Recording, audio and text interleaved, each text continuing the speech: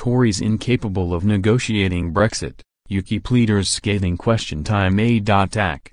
Speaking on BBC Question Time, the former serviceman lambasted the Tory party for agreeing to pay the EU £50 billion as part of the divorce settlement. Mr. Bolton criticised Theresa May's approach to the negotiations, claiming that she had got her strategy wrong from day one.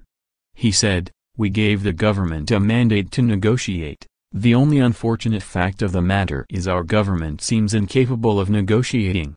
The UKIP leader gave a comprehensive analysis of the government's failures on leaving the EU, criticising their approach.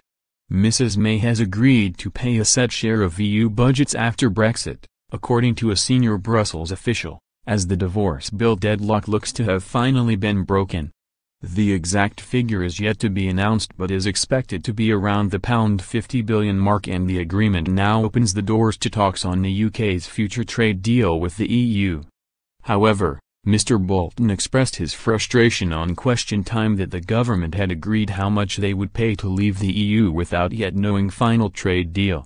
Using a car analogy to make his point, he said, "Would you consider buying a second-hand car when you don't even know what make, color or type of engine it has, what condition it's in, and yet you're still putting the money on the table? Paying this money wasn't foreseen. We didn't foresee our government being so incompetent as to not be able to negotiate. The amount to be paid in future will depend on a variety of variables, ranging from whether loan guarantees had to be exercised to the vagaries of the sterling-euro exchange rate and relative growth in the British and EU economies."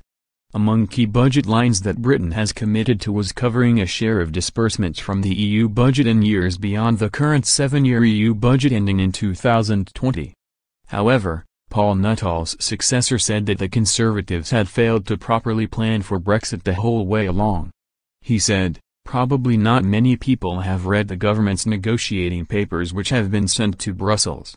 There is nothing concrete in them whatsoever. That's problem number one.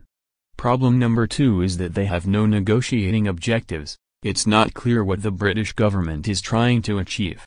The UK is due to leave the EU in March 2019, giving the government just 16 months to finalise details regarding the UK's exit from Europe.